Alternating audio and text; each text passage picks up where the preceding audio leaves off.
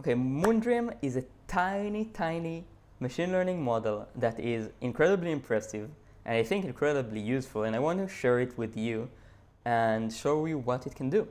So it's a tiny model, which means it can run on any device, basically on the phone, on the browser, in a Raspberry Pi. You don't even need a GPU. It's a 1.6 billion parameter model, and it's a vision language model, which means it understands both images and text. We can click on try it if we go to their website. It's open source, so you can also download the model and run it locally. I prepared some examples, and I want to start with an image of the Eiffel Tower. Tell it to describe the image just so you can see like the most basic without stress testing it. So it says the image captures the iconic Eiffel Tower from a high venue point surrounded by Okay, which is nice, it's accurate. But we can also ask it where this image was taken. And he would say, I like that it gives like short answers, Paris. He understands what is in the image, and I also understand the context, which is, I think, very impressive for a model in this size. We can also take some other examples, kind of stress test its capability and see how good it is and what is the limitations, because there are a lot of limitations. Let's get this image, because we can ask a lot of questions about this grid of oranges and apples. At a fruit market or a grocery store. Yeah, that's the answer from where this image was taken. But we're gonna ask it a different question. So let's start by asking him like how many oranges are in the image. So we'll see how well it can count and if it can count while differentiating two types of objects. There are 12 oranges in the image, and he is actually correct. There are 5 here, 7, 8, 9, and 12. So he's correct about that. And we can be even more specific and see how well he's doing by asking how many green apples are in the image. So it's actually very hard to see because the half cut one is actually also green. If we zoom in, we can see it's green. There are 4 green apples in the image, which is, I find it incredibly impressive for a model this tiny. So it's 1, 2, 3, 4. That's insane. Let's see if it can also count like bigger numbers. So I actually don't know how many. I don't know the answer to this question, but let's see. So how many oranges and apples are in the image? 12 oranges and 12 apples, which means 24.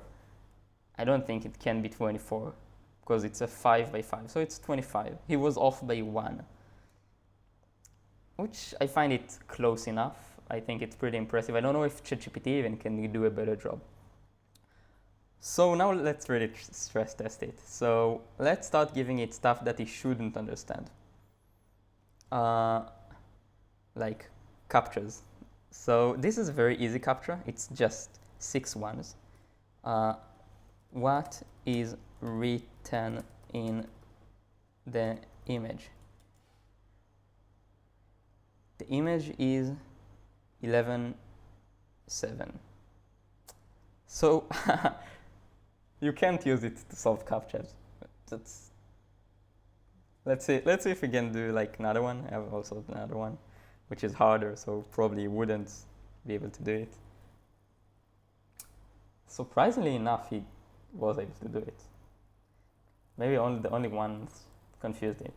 So yeah, he was able to figure out this one, which is okay, interesting. All right, we can move on to the other examples. Let's see. So I want to give him like a Google reCAPTCHA image. Let's just tell him solve 8. Solve the CAPTCHA. Yeah. Are there traffic lights in the image. Yes, there are traffic lights in the image. We can still do also like, where are the traffic lights in the image, so we can actually solve it. Locate on the pool in the middle of the street. And that's kind of, is not wrong, but it's not useful. But I want to do another one, because I have a CAPTCHA that is not possible to solve. So let's do, where is the tractors in the image? In the background of the image, behind the man on the motorcycle.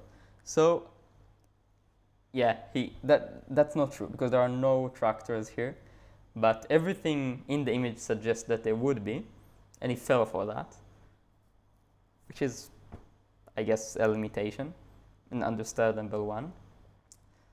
Now I have two images of mazes. One of them is solvable and the other one is not solvable. And I want to see if he can figure out which one is which. So let's do, is this maze solvable?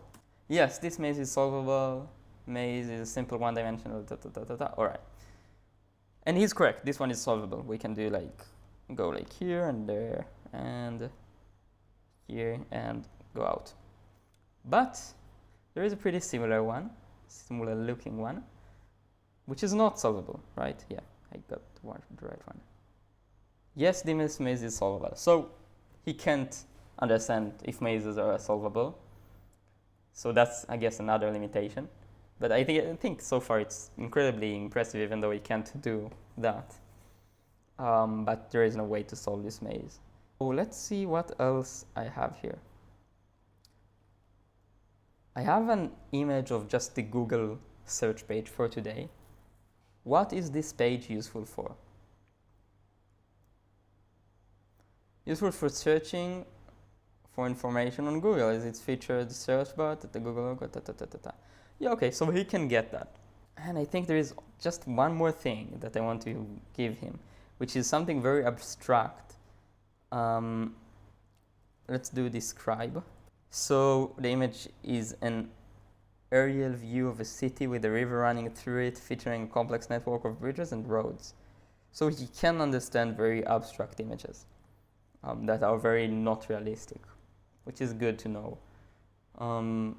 Yeah, like that's pretty much it. You can use it locally very easily on Olama. Anyway, I hope you enjoyed it, and I think about making like some short videos like this about some new models that come out that I find interesting and share it with you. So tell me in the comments if you find it useful and if you want more of that. And I'll see you in the next video. Bye bye.